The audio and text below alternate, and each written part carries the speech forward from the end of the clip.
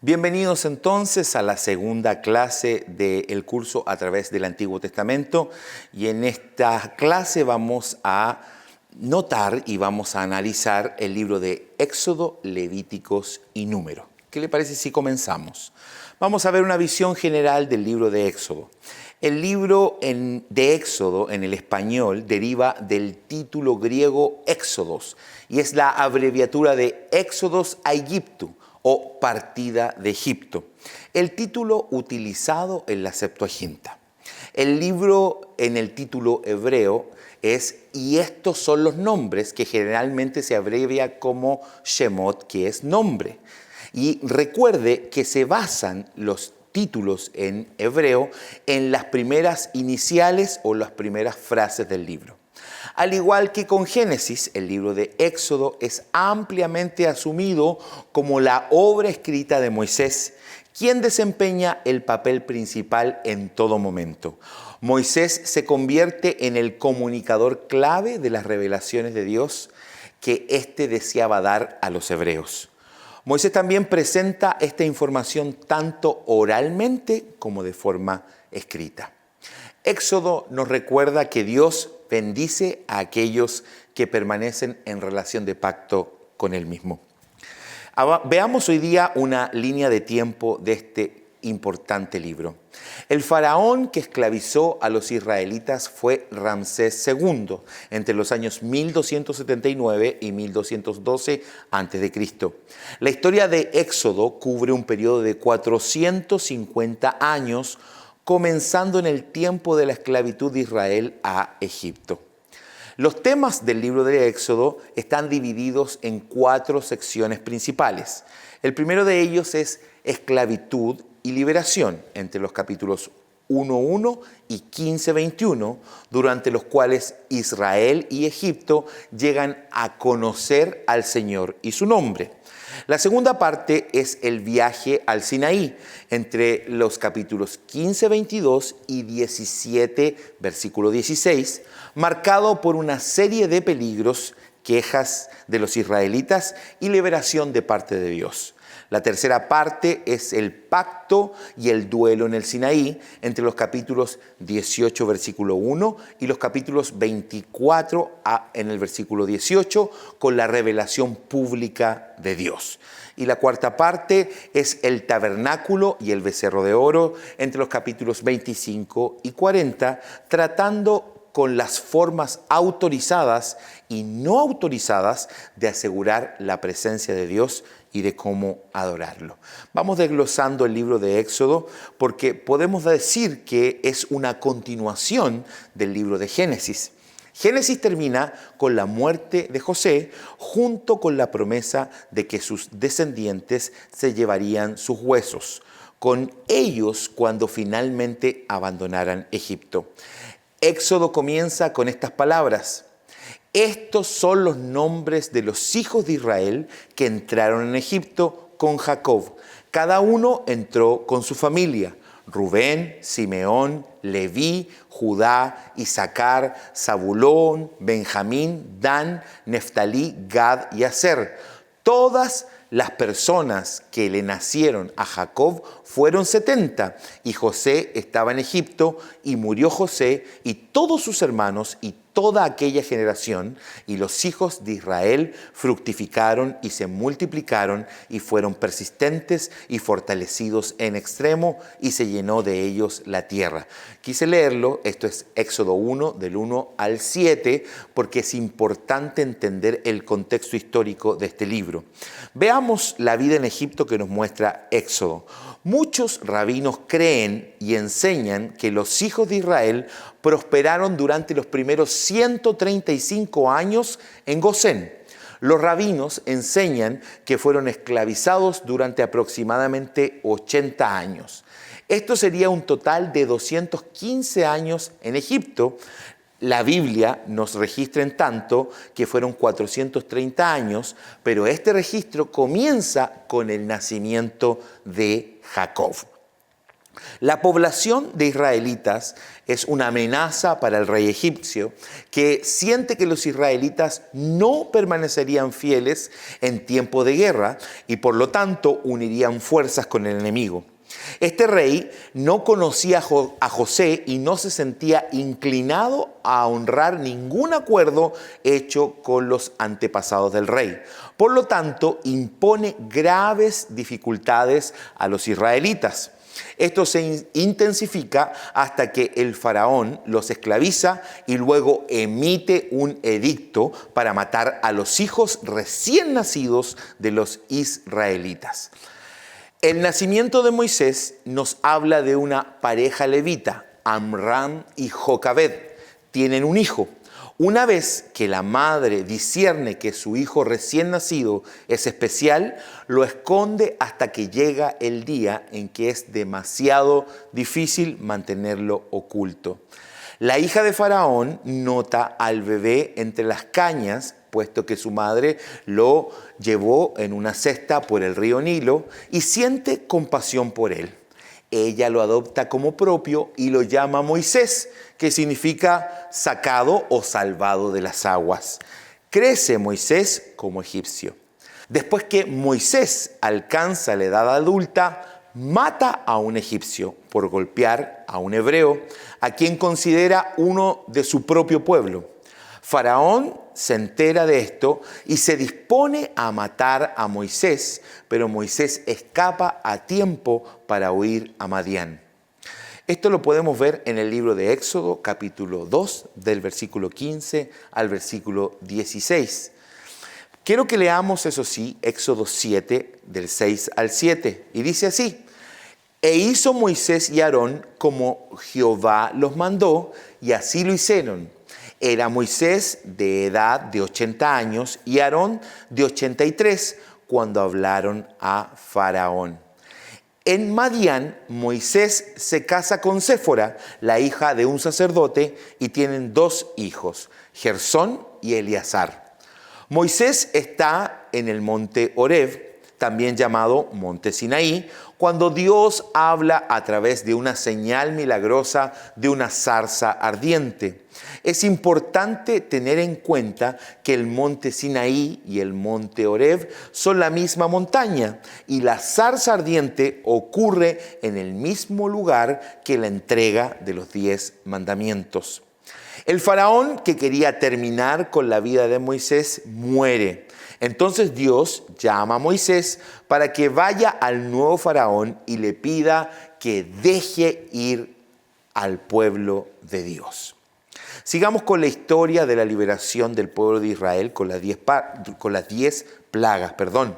Cada una de las 10 plagas está diseñada para desmoralizar a los egipcios y sus falsos dioses. Cada plaga profanaba algo sagrado para los egipcios. El Nilo, por ejemplo, era el dios patrón de Egipto, y que su agua se convirtiera en sangre era inmensamente desmoralizador.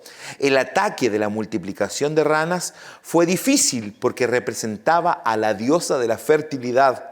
Los egipcios adoraban moscas e incluso edificaban templos en honor al buey y la vaca, 3 especies que Dios usaba específicamente en las plagas. La plaga de las tinieblas fue un asalto directo al símbolo más sagrado de Egipto, que es el sol. El sol no pudo hacer nada por ellos cuando Dios lo bloqueó. ¿Por qué? Porque esa fue una de las plagas más poderosas que estuvieron dentro de Egipto. Finalmente, el ataque más hiriente fue la plaga de la muerte, demostrando que el Dios de los hebreos es mayor que el dador de la vida egipcio. Al concluir estas plagas, Faraón finalmente libera a los israelitas para adorar a su Dios. Hablemos un poco de la Pascua. En medio de estas manifestaciones milagrosas se produce la Pascua. Antes de la última plaga, los israelitas son instruidos para seleccionar un cordero para comer su cena de Pascua. Colocan la sangre del animal en los lados y en la parte superior de los postes de la puerta de su hogar. Esto indica que la muerte pasará por encima de esta casa hebrea cuando la plaga de la muerte golpee los hogares egipcios. La sangre del Cordero de Dios en la puerta de la Pascua es un tipo y una sombra de nuestro Señor Jesucristo. ¡Qué tremendo es esto! Durante la noche, los israelitas salen de Egipto con la masa sin levadura en artesas de amasar, así como ropa, plata y oro que les dieron los mismos egipcios.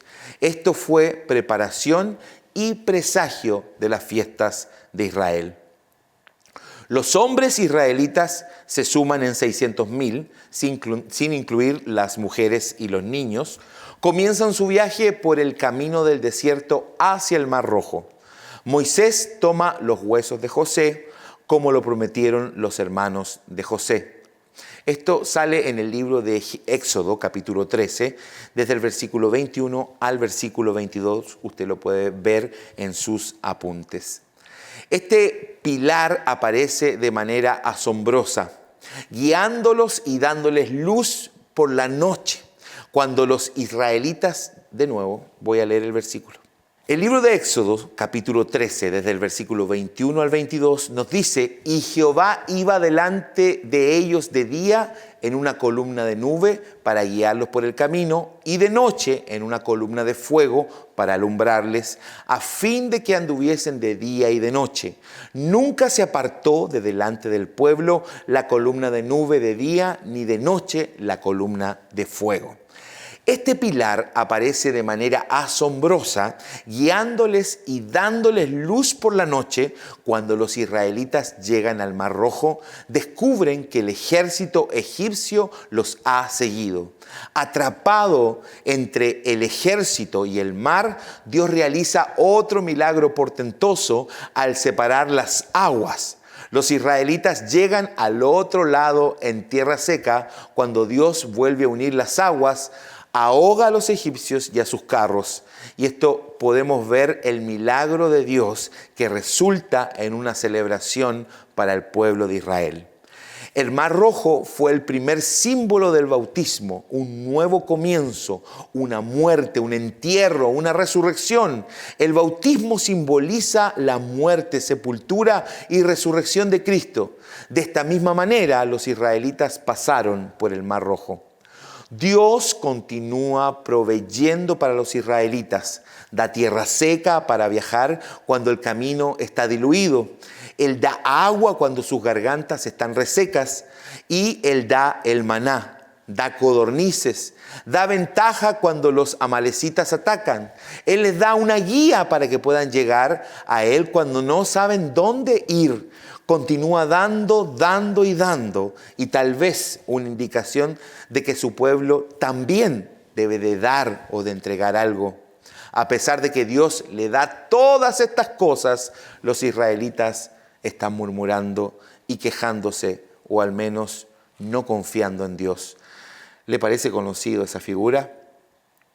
Cuando llegan al monte Sinaí, los israelitas son testigos de una aparición divina, donde Dios les comunica los 10 mandamientos. Hablemos un poco del decálogo o los 10 mandamientos. El primero es: no tendrás otros dioses delante de mí. 2. No te harás para ti mismo una imagen tallada, ninguna semejanza de nada que está en el cielo arriba, o que esté en la tierra abajo, o que esté en el agua o debajo de la tierra. No te inclinarás ante ellos ni les servirás. No tomarás el nombre del Señor tu Dios en vano. El próximo y cuarto: recuerda el día de reposo para santificarlo. Honra a tu padre y a tu madre. No matarás. No cometerás adulterio. No robarás. No darás falso testimonio contra tu prójimo. Y por último, no codiciarás. Los primeros 4 mandamientos prescriben la relación de las personas con Dios, mientras que los últimos 6 se refieren hacia otras personas. Mientras Dios está dando a Moisés los 10 mandamientos, los israelitas están molestos porque Dios se ha ido. Se cansan y piensan que está muerto. Comienzan a romper sus aretes y hacen un becerro de oro para adorar. Dios se enoja tremendamente, pero Moisés intercede porque Dios iba a destruirlos a todos y a levantar una nueva semilla a través de Moisés. Hablemos un poco del tabernáculo. Moisés recibe instrucciones de Dios para la construcción de una tienda o tabernáculo que se convertirá en su morada entre ellos. Al venir a vivir entre los israelitas, Dios demuestra la realidad de su relación única. Quiero que entienda esto. Su presencia tiene un efecto santificador sobre la gente y comenzarán a ser una nación santa porque un Dios santo vive entre ellos. ¿Me está entendiendo? Es así como los hijos de Israel se les instruye que traigan artículos particulares para construir el tabernáculo y Dios unge a los artesanos para hacer los muebles, utensilios y tapices para este tabernáculo. El tabernáculo se divide en dos secciones principales, el patio exterior y el patio interior. En el patio exterior se encuentra el altar de bronce y el lavacro, donde se realizan los sacrificios de animales. Estos sacrificios representan la muerte sacrificial también de nuestro Señor Jesucristo. El lavamanos purifica, así como la palabra del Señor nos purifica diariamente. El patio interior consiste en el lugar santo y el lugar santísimo, con una cortina que divide las dos áreas. Cada aspecto de estas áreas, incluyendo el mobiliario y su diseño único, ofrecen presagios de nuestro Señor Jesucristo.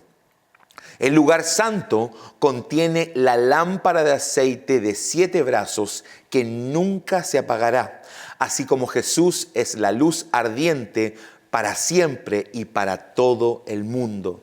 La mesa del pan de vida está hecha para un juego diario de pan fresco. Hay 6 panes a un lado del otro que representan 6 y 6, las 12 tribus de Israel. Juan 6:35 es el versículo que representa a Jesús como el pan de vida. Colocado delante de la cortina hay incienso a Dios, que simboliza las oraciones diarias que continuamente se piden a Dios y es un tipo también de Cristo intercesor por nosotros. Qué maravilloso es el simbolismo también del tabernáculo. En el lugar santísimo reside el arca de la alianza coronada por el propiciatorio. Una vez al año el sumo sacerdote ofrece la sangre del sacrificio para expiar los pecados de Israel. Dentro del arca de la alianza están los 10 mandamientos, la vara de Aarón y el maná. Este lugar santísimo es donde el sacrificio de Jesús cubre la ley, ofreciendo misericordia de Dios en su lugar en este futuro cambio de pacto. El libro de Éxodo termina con Dios siendo capaz de acercarse a la gente debido a la construcción del tabernáculo. La palabra del Señor nos habla en el libro de Éxodo, capítulo 40, desde el versículo 34 al 38. Vamos a leerlo. Dice así: Entonces una nube cubrió el tabernáculo de reunión y la gloria de Jehová llenó el tabernáculo. Y no podía entrar Moisés en el tabernáculo de reunión porque la nube estaba sobre él y la gloria de Jehová lo llenaba. Cuando la nube se alzaba del tabernáculo, los hijos de Israel se movían en todas sus jornadas. Pero si la nube no se alzaba, no se movía hasta el día en que ella se alzaba. Porque la nube de Jehová estaba de día en el tabernáculo y el fuego estaba de noche sobre él, a vista de toda la casa de Israel en todas sus jornadas. Se dan cuenta el cambio de un Dios lejano, de donde el pueblo de Israel en Egipto no conoció, a un Dios que empezó a habitar en medio de su pueblo. Hubo un cambio de paradigma que llevó al pueblo a la santidad y a la transformación de su mente. Sigamos entonces con el libro de Levítico. Génesis nos da el primer ejemplo del estado perdido del hombre. Éxodo revela el siguiente paso hacia la redención divina y apunta a la salvación. Entonces, Levítico nos muestra y nos lleva a la santidad y a la comunión de Dios. No podemos experimentar la santidad hasta que primero entendamos la necesidad subyacente de todos nosotros de salvación. El Talmud se refiere a Levítico como la ley de los sacerdotes y la ley de las ofrendas. El título griego que aparece en la Septuaginta es Leuvitikon, que significa lo que pertenece a los levitas. De esta palabra, la Vulgata latina, que es la traducción de la Biblia hebrea y griega en el latín, derivó su nombre a Levítico, que fue adoptado con el título en español. El nombre Levítico en el hebreo significa sobre los levitas. Leví es el tercer hijo de Jacob con su esposa Lea. Leví tuvo 3 hijos, Gersón, Coat y Merari. Levítico contiene instrucciones divinas para permitir a los israelitas morar con seguridad cerca de Dios. Este libro es crucial porque sirve como manual de instrucciones de Israel. Hay más de 600 leyes que están registradas en estos primeros 5 capítulos que cubren el periodo desde el levantamiento del tabernáculo hasta la partida hacia el Sinaí. El libro se centra en la santidad de Dios y de cómo el pueblo impío puede acercarse aceptablemente a Él. La palabra santo aparece más de 80 veces en todo Levítico, más que cualquier otro libro de la Biblia. Esta santidad es crucial para los israelitas porque es similar a la plenitud, la perfección y la vida que emanan de Dios a una nación de personas que Levítico revela lo siguiente. ¿Qué es lo que revela? Número 1, el carácter de Dios, así como demuestra su santidad e intolerancia por el pecado, pero misericordia por aquellos que se arrepienten. Número 2, la necesidad de una mediación con un sacrificio propiciatorio. Lo podemos ver en el libro de Hebreos capítulo 9, versículo 22. Número 3, principios para vivir. Número 4, la obra de Cristo, así como Cristo se demuestra como el dador del sacrificio, como la ofrenda y como el sumo sacerdote que presenta la ofrenda. Y número 5, la profecía de las cosas que están por venir en el reino de Cristo. El libro de Levítico nos habla mucho de la santidad. Y con respecto a la santidad de Dios, hay grados de santidad. Esto se nos presenta con el hecho de que el campamento israelita está completamente limpio. Lo podemos observar desde ese punto de vista. Pero fuera del campamento es todo impuro. Los israelitas son impuros, pero los sacerdotes son limpios. El lugar santísimo es el más cercano a Dios.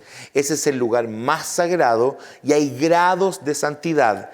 Y eso se aplica a nosotros también el día de hoy. Incluso entre los propios israelitas somos testigos de diversos grados de santidad. Los sacerdotes son apartados en un estándar muy diferente de lo que se considera limpio. El libro de Levítico establece una visión global donde el cristiano del siglo XXI puede entender mejor el significado de la muerte sacrificial de Cristo y nuestro llamado a ser santos como Dios es santo. Uno no puede apreciar plenamente la muerte de Cristo en la cruz sin entender cómo el pecado interrumpe nuestro acercamiento a Dios. Levítico, entonces, prepara el escenario para una comprensión mucho más completa de lo que esto realmente significa. Hablemos un poco de un tema muy importante en Levítico, como son las ofrendas. La primera sección de Levítico se refiere a las ofrendas voluntarias y obligatorias hechas a Dios en el tabernáculo. Veremos 5 ofrendas presentadas. La primera de ellas es la ofrenda quemada, una ofrenda para expiar el pecado en general. Era un animal sin manchas y el mejor animal que tenía el que entregaba la ofrenda. Esta ofrenda voluntaria estaba destinada a restaurar una relación rota con Dios, apaciguando así su ira. Existe otra ofrenda, que era la ofrenda de grano. Una ofrenda que acompaña a la ofrenda quemada y sirve como una ofrenda de tributo hecha para asegurar el favor divino, lo que significa que los frutos del trabajo de una persona deben de dedicarse a Dios.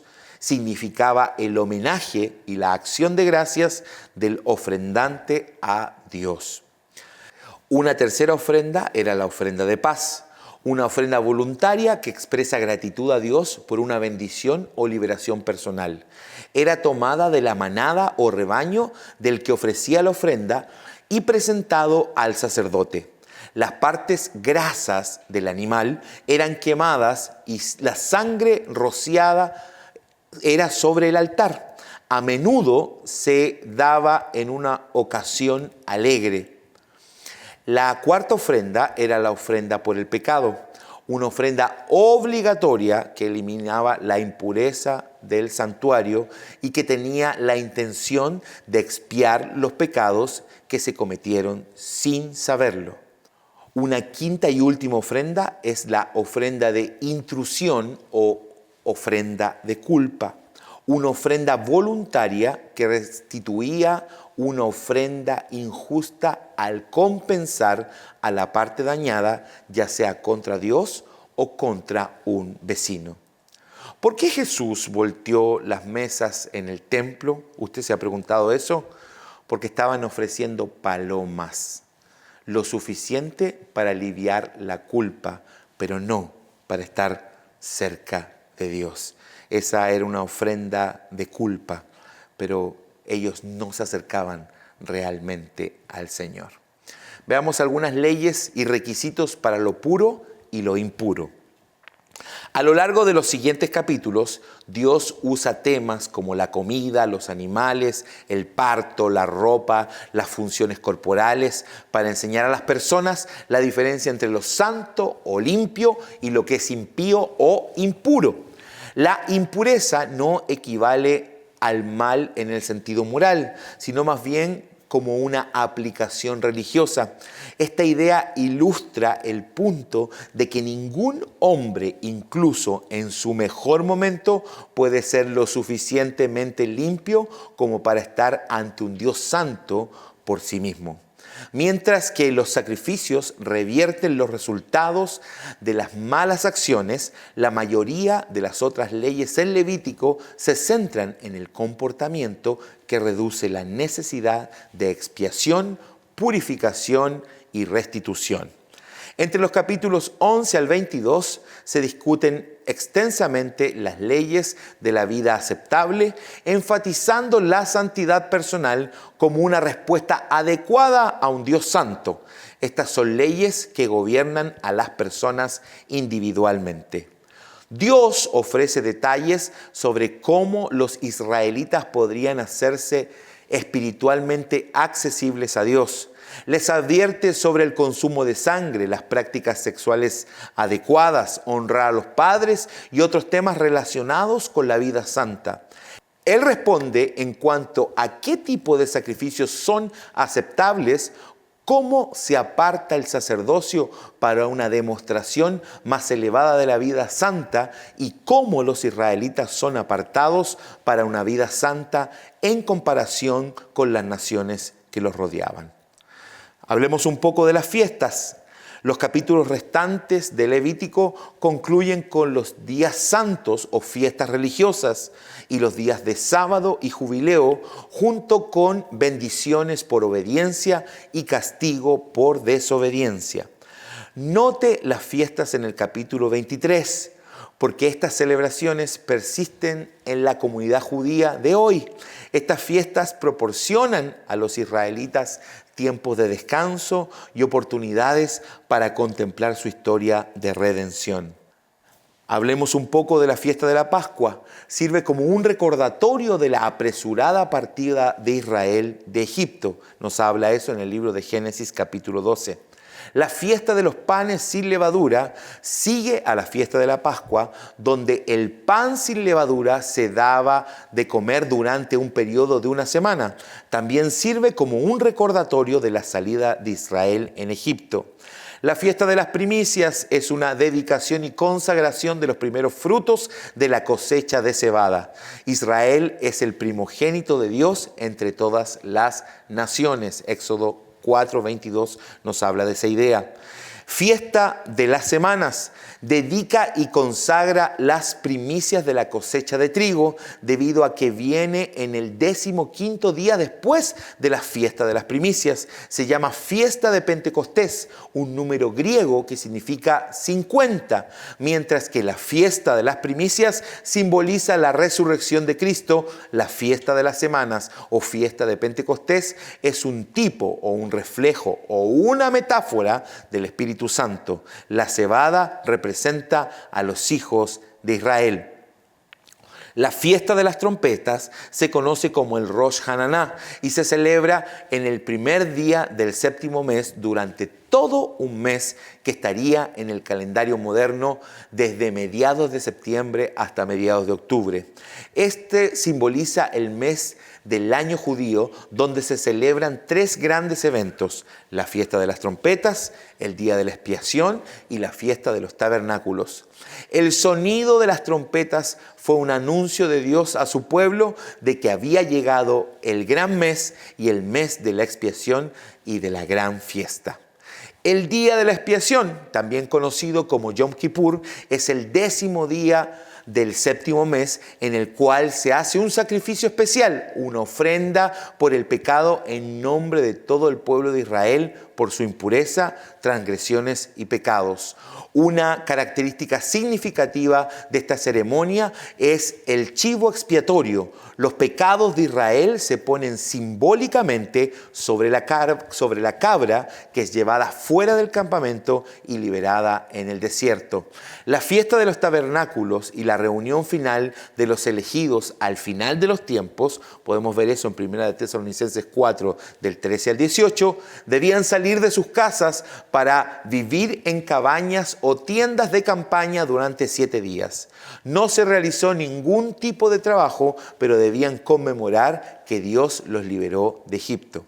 También está el año de reposo, que es otra fiesta. El 7º año se proporcionó un día de descanso para la tierra.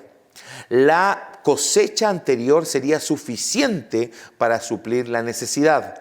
Además, al permitir que la tierra quedara en reposo, los pobres y las bestias del campo podían comer. El año del jubileo se celebra cada 50 años como el año de la liberación y se proclama libertad en toda la tierra. Vamos a terminar con el libro de Números. El libro de Números se identifica de varias maneras. Algunos se refieren a él como el libro de los viajes, debido al periodo de 40 años en que los israelitas viajan por el desierto. Algunos se refieren a él como el libro de las murmuraciones, porque quejarse llevó a Israel a problemas. Otros simplemente se refieren a Números como el 4º libro de Moisés. El título toma su nombre de las 2 numeraciones de los israelitas, la primera en el monte Sinaí y la otra en las llanuras de Moab. Los eventos descritos en Números abarcan casi 40 años, comenzando con Israel en el monte Sinaí. El libro tiene 3 divisiones generales, con los primeros 10 capítulos narrando los preparativos finales de Israel antes de abandonar el monte Sinaí, cubriendo un periodo de más de 2 meses, mientras que los capítulos restantes concluyen con su partida del monte Sinaí. La tercera división detalla un censo militar. La primera división, entre los capítulos 1 y 10 de Números, se relaciona con las instrucciones y relatos de sus preparativos para abandonar el monte Sinaí, además del censo militar y Levíticos. Estos capítulos contienen reglas para la observación de la limpieza de los rituales. Se establecen votos nazarenos Y los líderes traen sus ofrendas por cada tribu una vez que se dedica el tabernáculo. Las tribus levíticas reciben instrucciones para la dedicación a medida de que llega el aniversario de su primera Pascua. Esta división termina con instrucciones para viajar. La segunda división, entre los capítulos 11 al 25, incluye estos mismos capítulos y detalla el fracaso de los israelitas para confiar en Dios, más significativamente con su creencia de que no podían vencer a los cananeos. Por eso murmuraban y se quejaban. En consecuencia, esto conduce a la destrucción. Una generación entera muere en el desierto, excepto Josué y Caleb. Los dos vieron a los gigantes de la tierra, pero confiaron en Dios para conquistarlos. En su deambular están viendo estos milagros, pero todavía era un camino de fe. Y sin embargo, Dios permitió que surgieran cientos de problemas que los corregirían y les recordarían que Él tenía todo el control. Deambulan en círculos durante años y los 10 espías dan informes contradictorios. Josué y Caleb regresan con un buen informe, pero debido a que los israelitas escuchaban los informes negativos, no pueden entrar a la tierra prometida. Este libro trata sobre correcciones. Dios tiene que tragarse a Coré con la tierra. Las serpientes surgen para curarlos. Una plaga mata a miles de personas y todo esto sucede cada vez que la gente pierde su fe. Entonces nace una nueva generación y la generación anterior tiene que morir completamente en el desierto. Queda una nueva generación para dejar a los israelitas. Una tercera división entre los capítulos 26 al 36. Al igual que la primera división, este libro comienza con un censo, ambos involucrando a hombres de 20 años o más capaces para ir a la guerra. Los levitas no están incluidos en el censo militar porque están dedicados completamente al ministerio del tabernáculo. A los levitas se les asignan ministerios y se numera entre las edades de 30 y 50 años. Nace una nueva generación. En la última sección de Números concluye con una nueva generación que requiere instrucciones para recibir su herencia, ofrendas y votos. A medida que Moisés se acerca al final de su vida, le encarga a Josué que guíe a su pueblo en su ausencia. Él da instrucciones para la distribución de que la tierra una vez sea repartida cuando lleguen a la Canaán que será conquistada. Como conclusión de Números, se prepara el escenario para un nuevo día en Israel. Los líderes son designados para distribuir la tierra cananea entre las tribus, un lugar en el que habitarán durante muchos años. La instrucción de las 6 ciudades de refugio demuestra la misericordia y la justicia de Dios al proporcionar lugares para que los acusados huyan hasta que se emita un veredicto. Con esto terminamos el libro de Números y nos encontramos en una próxima clase aquí en A Través del Antiguo Testamento.